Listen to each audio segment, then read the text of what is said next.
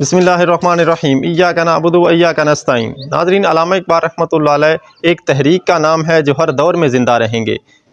अल्लामा इक़बाल रहमतुल्लाह अलैह मुसलमानों के ज़वाल के मतलब ज़रब कलीम में फ़रमाते हैं, अगरचे ज़रबी है जहाँ में काज़िल हाजात, अगरचे ज़रबी है जहाँ में काज़िल हाजात, जो फ़क्र से है मयस्सर तवंगरी से नहीं।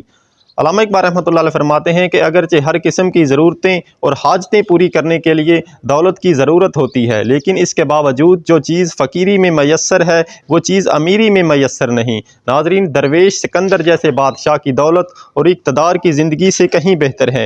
दरवेश की ये शान है, वो किसी बादशाह या साहब इक़्तिदार के पास नहीं जाता, बल्कि वो लोग खुद चल कर दरवेश की चौखट पर आते हैं।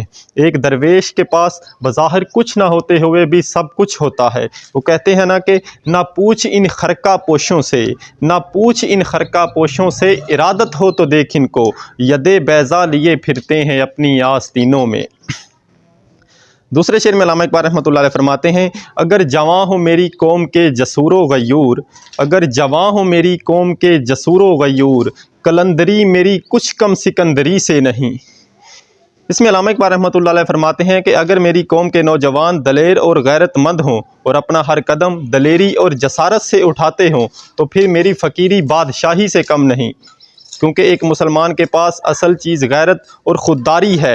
एक गैरतमंद नौजवान चंद सिक्कों की खातिर अपने गैरत ईमानी का सौदा नहीं करता। नाज़रीन, तीसरे शेर में अल्लामा इक़बाल रहमतुल्लाह अलैह फरमाते हैं, सबब कुछ और है तेरे ज़वाल का ए मुसलमान, सबब कुछ और है जिसको तू खुद समझता है, ज़वाल बंदे मोमन का बेज़री से नहीं। इस शेर में अल्लामा फरमाते हैं कि ए मुसलमान, तू खुद इस बात को समझता है कि तेरा ज़वाल दौलत के ना होने की वजह से नहीं है, बल्कि इस वजह से है कि तू खुदामस्त फ़कीरी को छोड़कर शिकम परस्ती के चक्कर में पड़ गया है।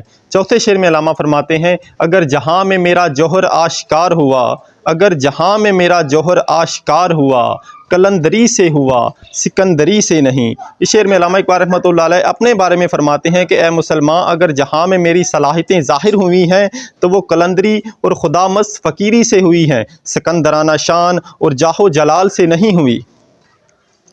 इस मिसाल से अल्लामा इक़बाल रहमतुल्लाह अलैह मुसलमानों को बताना चाहते हैं कि अगर ईमान पुख्ता हो और दरवेशी की दौलत मौजूद हो तो फिर काम बनता है। नाज़रीन, बेईमान शख्स के पास कितनी ही दौलत और जाहो जलाल क्यों ना हो, वो उसका ज़वाल है, कमाल नहीं। कमाल तो इस बात में है, इस अमीरी में है जिसमें फ़क्र की दौलत और खुदा मस्ती की हालत मौजूद हो।